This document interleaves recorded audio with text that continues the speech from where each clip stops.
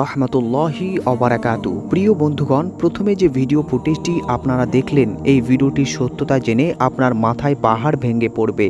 মানুষ কতটা জঘন্য হলে এরকম কাজ করতে পারে। সুপ্রিয় দর্শক মণ্ডলী, আমরা সকলেই জানি যে পবিত্র কাবা ঘর হচ্ছে একটি পবিত্র জায়গা, যেখানে যাওয়ার আশা আকাঙ্ক্ষা তামান্না বিশ্বের প্রতিটি মুসলিমের মনে থাকে।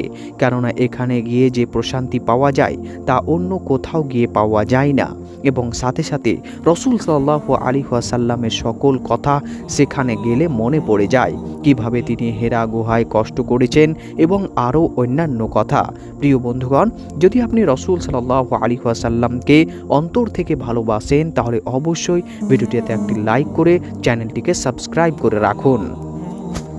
প্রিয় বন্ধুগণ, যে ভিডিও ফুটেজটি আপনি এখন দেখছেন, এই ভিডিওটি কাল থেকে সোশ্যাল মিডিয়াতে তুমুল ভাইরাল হচ্ছে। ভিডিওটিতে কিছু মানুষকে আপনি একত্রে বসে দেখতে পাচ্ছেন, কিন্তু তারা বসে যে কাজটি করছে সেটি জানলে আপনার মাথায় পাহাড় ভেঙে পড়বে। প্রিয় বন্ধুগণ, তারা হজ করতে গিয়ে কাবা ঘরের সামনে তাস খেলছে, আর এই দৃশ্য দেখে সকলে আশ্চর্য হয়ে গিয়েছে। যেখানে প্রিয় বন্ধুগণ মারামারি কাটাকাটি হানাহানি সকল কিছুকে হারাম করা হয়েছে, আর সেই জায়গাতে বসেই তাসের মতো একটি হারাম খেলাকে তারা সার আঞ্জাম দিচ্ছে।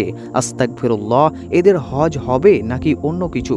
প্রিয় বন্ধুগণ, রসুল সাল্লাল্লাহু আলাইহি ওয়াসাল্লাম পবিত্র কাবা ঘরের হজ করলে যদি কেউ হজের সকল আরকানকে রসুল সাল্লাল্লাহু আলাইহি ওয়াসাল্লামের পদ্ধতি অনুযায়ী এবং খালস নিয়াতে করে, তাহলে সে ছোট্ট নিষ্পাপ বাচ্চার মতো হয়ে যায়, আর তার সকল গুনাহসমূহ মাফ হয়ে যায়।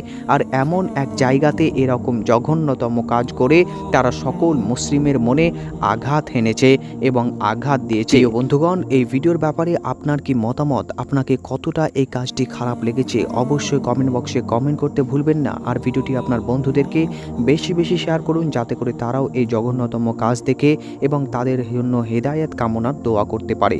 অবশ্যই এরকম ভিডিও দেখার জন্য চ্যানেলটিকে আপনি সাবস্ক্রাইব করে রাখুন।